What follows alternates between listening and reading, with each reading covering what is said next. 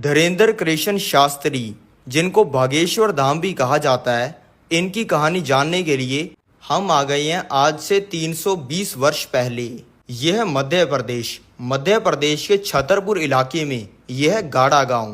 यहाँ पर चंदेल साम्राज्य का राज है और यह है उनका किला।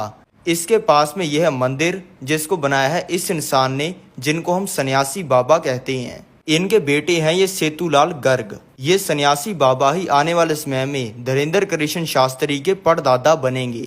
ये अपने ही इस मंदिर के अंदर पुजारी हैं और ये चंदेल के राजा के सलाहकार भी हैं। इनकी ही सलाहों की वजह से चंदेल साम्राज्य इतना बड़ा बना है। आज चंदेल के इस राजा ने गांव के सभी लोगों को अपने किले के अंदर बुलाया है, जिसमें सन्यासी बाबा भी आए हुए हैं। सभी आए हुए लोगों को लग रहा है कि यहाँ पर पूजा होने वाली है, लेकिन चंदेल के राजा ने अपना बल दिखाने के लिए अपनी तलवार से इस गौ माता को बीच में से काट दिया है। इसको देखकर सन्यासी बाबा ने यह प्रण ले लिया है कि जब तक ये चंदेल साम्राज्य का विनाश नहीं कर देते, तब तक ये ना ही कुछ खाएंगे ना ही पिएंगे। और ये अपना घर और सलाहकार का काम छोड़ के अपने इस मंदिर के अंदर भक्ति करने लग गई हैं।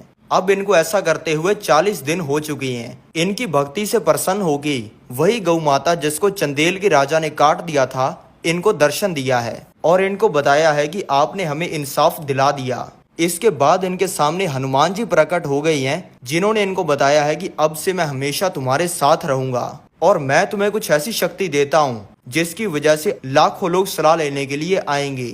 ये होते ही इनका बनाया हुआ आम सा मंदिर बागेश्वर धाम मंदिर बन गया है। अब इनके अंदर शक्ति आ गई है लोगों के दिमाग को पढ़ने की।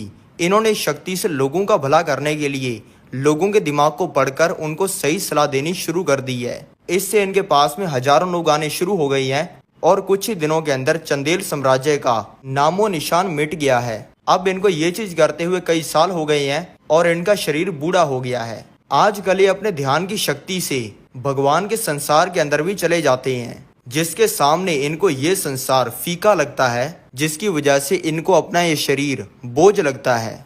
आज इन्होंने अपनी सारी शक्तियां और सिद्धियां अपने बेटे सेतुलाल गर्ग को दे दी हैं और ये बन गए हैं दादा गुरु। आज सन्यासी बाबा अपना शरीर छोड़ने वाले हैं। इसके लिए इन्होंने अपने सारे भक्तों को बुलाया है और सबके सामने इनकी आत्मा इनके शरीर से बाहर निकल गई है और इन्होंने जीवित समाधि ले ली है। अब इनकी इस परंपरा को आगे बढ़ाएंगे इनके बेटे दादा गुरु।